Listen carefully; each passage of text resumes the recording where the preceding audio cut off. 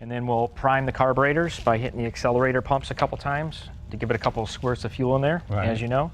And then we'll hit the start button. And here we are in idle.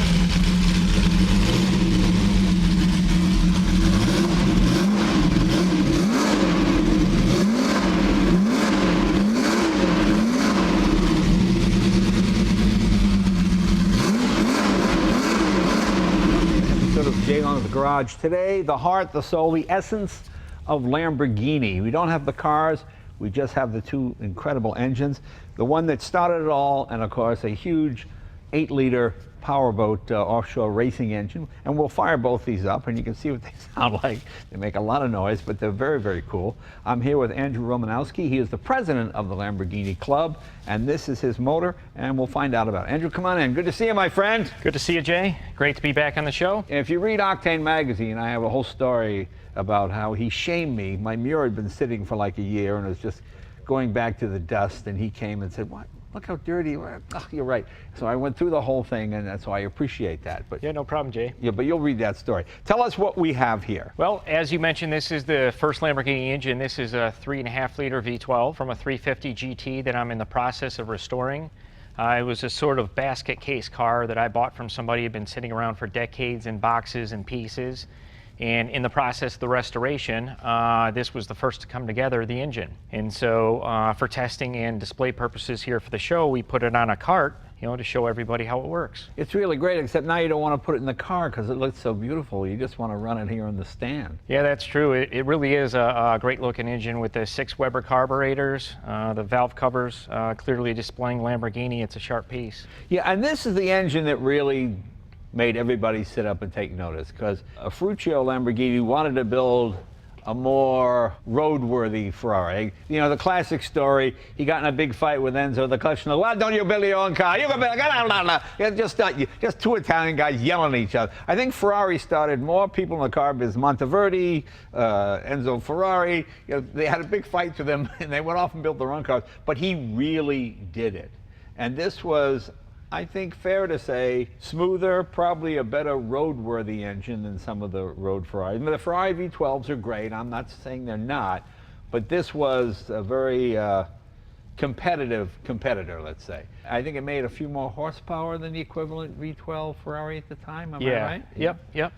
It was smoother, a bit more sophisticated, and just classic example of early Italian engineering from the 60s. Just a beautiful, beautiful engine. Of course, everything is symmetrical. You have the twin distributors here, and the way the oil filter here mimics over here. It's really a beautiful motor. What was the horsepower output in it? Was it 350? It was in the 300 range, yep. Right, okay. And, you know, to what you were saying about the Italian engineering, as a testament to this engine, the basic design of it was used for almost 50 years by Lamborghini. Yeah, this was the Lamborghini's version of the small block Chevy, wasn't it? Right, yep. This would have been the 265, the 283.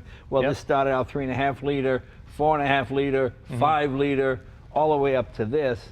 What is this, 8-liter, I believe? Yeah, that's an 8-liter made specifically for offshore racing and pleasure boating. Well, we'll get to that one a little bit. I want to fixate on this one. Is this a standard? Yeah, that's the standard. It's bent a little bit. Okay. That's a piece of the puzzle that still needs to be restored, but that's the standard dipstick. Now, was this engine apart when you got it? No, it was actually seized solid. And wow. a friend of yours and mine, Bob Huber from Vintage Lamborghini Garage, he took the entire engine apart and completely went through everything, put new cylinder liners in, new pistons, changed to a little bit more modern piston for a little bit more compression and a little bit more power, otherwise keeping everything stock. But the thing was locked solid when I got it. And what caused that to happen? Run without oil, or just abuse, or what? You know, I'm not sure. You know, the biggest enemy of these cars can be the mechanics. I think that there was a less than qualified mechanic working on the car before I got it, and the car had been sitting for decades, so there was a little bit of corrosion in the cylinders, you know, and things like that. Well, you know, a lot of guys would take these to Clem at the Shell station, and right, exactly, kind of fix it with a hammer. Let me bang on that, see if I can free that lifter. Bang, bang, bang. Yeah, so I know how that works. Okay, and of course you have the 5-speed transmission hooked up as well. Yep, and that's something unique to the 350 GT. Yeah, they use a ZF gearbox. Right. After the 350 GT, they switched to a Lamborghini design gearbox. And which body style was this in? Do you have the car? You have the complete car? I don't have the complete car. It's pieces of the complete car that I'm working to put back together. Okay. So it was the the touring aluminum-bodied 350 GT body style. Okay. Okay. Yeah. Because there are all kinds of things going on in Lamborghini in the early days, you know. Yep. Some of the cars were wild, some were kind of not too exciting, but Right. they all had this great engine. Yeah, absolutely. And Dallara, did he design, who designed this motor? This is a Bizzarini engine. Oh, Bizzarini, Yep, okay, yep. all right. And his pay structure from Ferruccio depended on the horsepower output of the engine. Oh, that's right. So this was an important pay point when they put it on the dyno and they were testing. They tuned it to get the maximum horsepower possible, so Right. Bizzarini would collect the bigger payday from Ferruccio. Well, Mr. Bizzarini was here at the garage about 25 years ago. Which Oh, was fantastic. It was a huge thrill. I mean, he didn't speak any English, I didn't speak any Italian, but we did a lot of nodding and smiling. So Right. it was fascinating to meet him. He was truly a genius and just Yeah. built some beautiful, and it's so funny, when he built his car, he put a Chevy engine in it, which makes me laugh. I don't know why that does. Did you ask him why he did it? No, I don't speak Italian. He didn't speak English, and I didn't want to start a fight. So Good point. Yeah, but cool. So tell me about this. Did you make the stand here? This is really brilliant. No, this was made by the mechanic I mentioned, Bob Huber. The pedestal was inspired by the 1963 auto show that Okay. Lamborghini participated in, and they put the 350 GTV engine on a pedestal display that looks exactly like this one. Okay. So it's pretty much the same. We added some support because the engine torques a little bit, when we're revving the engine. And, so we put some braces and things like that. And then with the cart, there's these auxiliary things to allow the engine to run. And what a beautiful motor. You have 4 cams, here, 2 here, Yep. 2 here, 2 valves per cylinder. Pretty traditional that way. Weber's. It just looks like classic Italian engineering from the period. And you realize when this car was built, this engine was built, it's about halfway through the development of the automobile. I mean, from about 1910 to 1960 is about the same amount of time from when this engine was built till now. So this Yeah, it's true. represents almost the middle point, which is kind of cool. I mean, it's kind of cool. And it's so simple compared to the P1s and all the cars that are out now. But when I was a kid, this seemed so complicated. Oh my God, look at all this linkage goes this Right. way and this way, and 6 carburetor. It just seemed like the most complicated thing in the world. But actually now it seems quite simple, which is interesting. Can we fire it up? Yeah, sure. We'll turn on the fuel pump. Okay. And then, of course, we'll turn on the coil power. And then we'll prime the carburetors by hitting the accelerator pumps a couple times to give it a couple of squirts of fuel in there, Right. as you know. And then we'll hit the start button. And here we are in idle.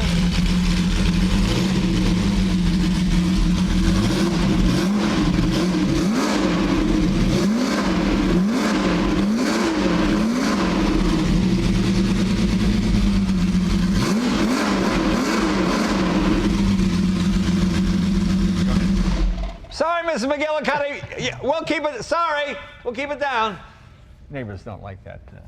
But it sounds like it's got glass packs on it, but it's just open, isn't it? Yep, open headers into a collector system that we made just for the display purposes. It's just great, It's a shame it has to go in the car. You almost want to keep it like this, Right. Well, I think you'll like it. Once we put it in the chassis and we have it, rolling on the display chassis, we'll bring it back to the garage and show that off. But I think you'll like that just as much. Oh yeah, I think I will too. Very cool. Now let's talk about our second engine here. So this is our friend Rob Cleary, and Rob got the Lamborghini bug a few years ago. Hey Rob, how you doing? Good to see you, my friend. Good to see you again. And since then, Rob has been buying up all kinds of strange Lamborghini collectibles, including marine engines. Okay, now this, well, it looks about a third bigger than that, but it's an 8-liter, correct? This is an 8-liter, 2-valve, Yeah. 500 cubic inch, 8,000 cc, dual overhead cam. I mean, this is It's a really big boy. just a bigger engine, bigger version of that, isn't it? Yeah, it's a big Now, was brother. this an engine that was ever designed to be in a car like the Countach, or was it always marine? earlier in Lamborghini, they were looking for a larger displacement engine. They had the Countach, which they wanted to get more horsepower. The early stage of the LM was coming about. So unfortunately, when they got so far ahead in this, they realized the motor was just too big and too heavy. Right. I mean, it's 990 pounds. Oh, it is. But it's built the same aluminum and everything. It's not cast iron. No, or anything. aluminum. It's all aluminum. It's all aluminum, cast iron sleeved. Right, right. This is, like I said, this was the pinnacle for boat racing in the early 80s. And how successful were they? Were they pretty successful? So, Lamborghini is still racing today in some Right. boats, which a lot of people don't realize. This is the first series. This is an L802. It's 2-valve, an offshore Class 1. In the 90s, they changed the rule to a 4-valve. Oh, they went to the quattro valve. Yeah, correct. So what year would this motor be? So this is about an 88. Okay, about 80. Okay. Yep. Well, it's interesting because they had the quattro valve Countach, which came, I think, in 86. Yep, correct. And the thing I love about it is they sort of use the American formula, more cubic inches, as opposed to supercharging or turbocharging. You know, I like naturally aspirated, and that's what this is.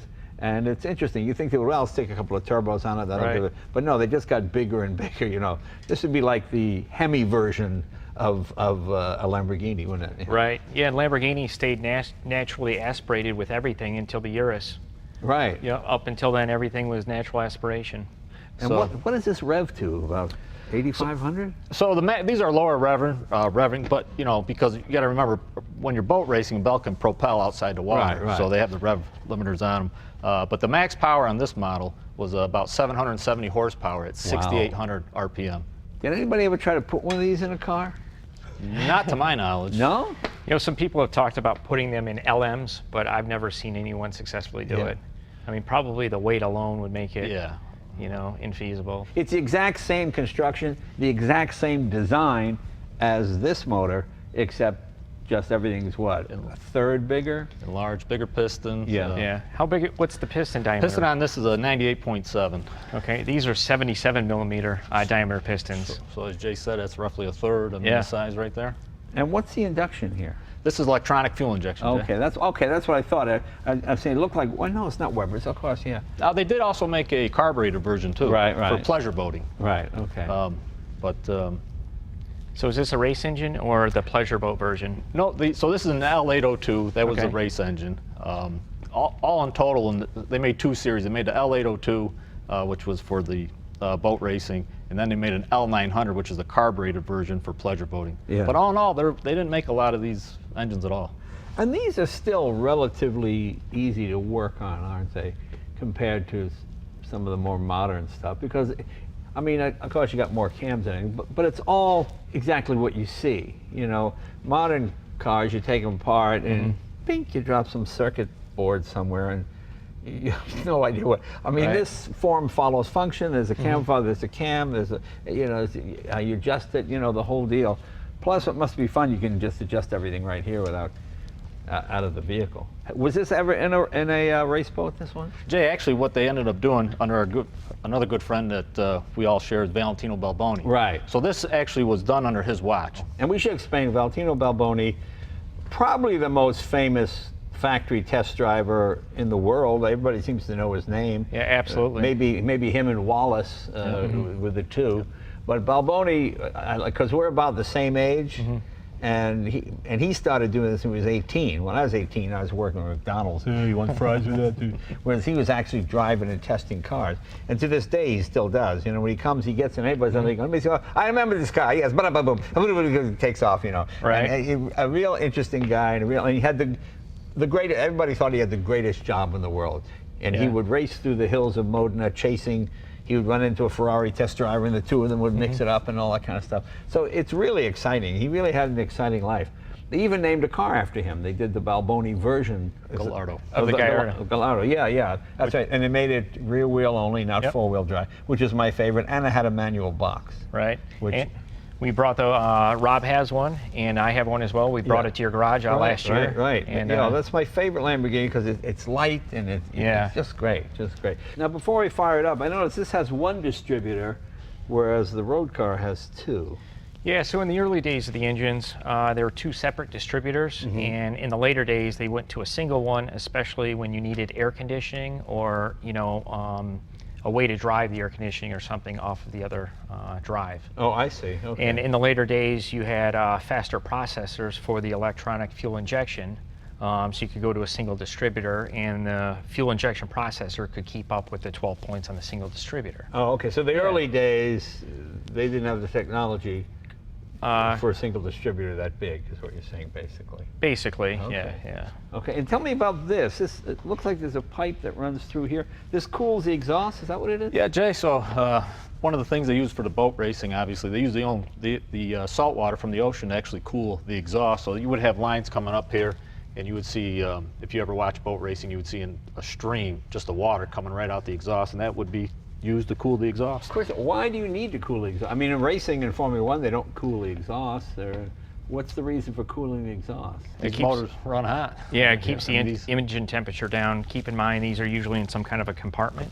I see, but it's cooling it from this point forward. It's not cooling it near up here, right, where the valves or anything. Correct, because a lot of times the exhaust would run through part of the boat. Right. So you want to keep that cooler, I things see. from warping. Okay, cool. Can we fire this one up and explain the gauges that you have on this one? Yeah, so this is an electronic gauge, a lot more modern. Basically just keeping track of the RPMs on here. So, Okay. So Turn it on. let the fuel pumps go. Hit the button.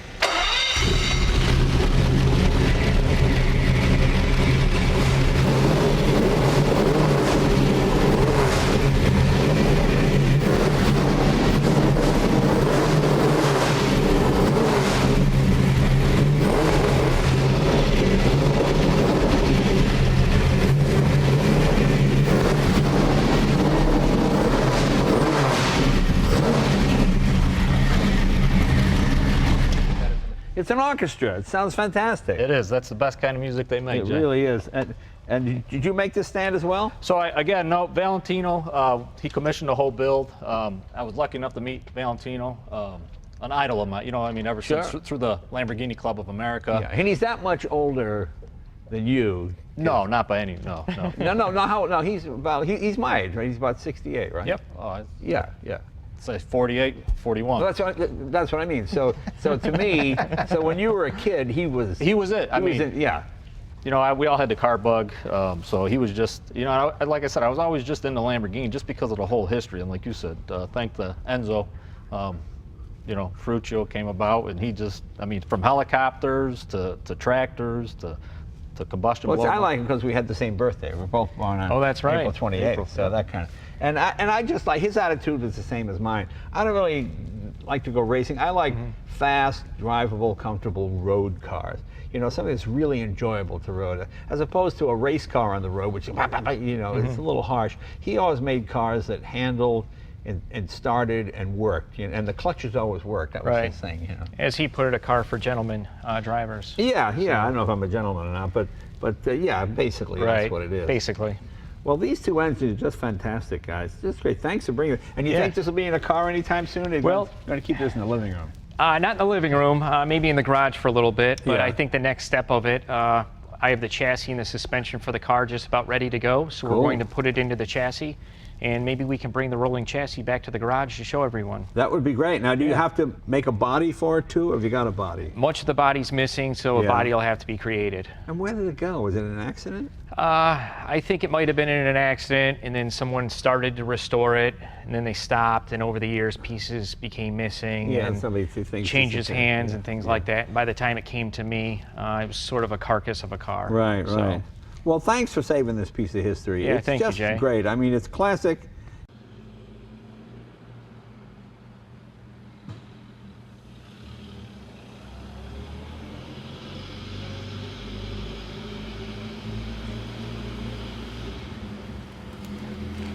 Mm-hmm.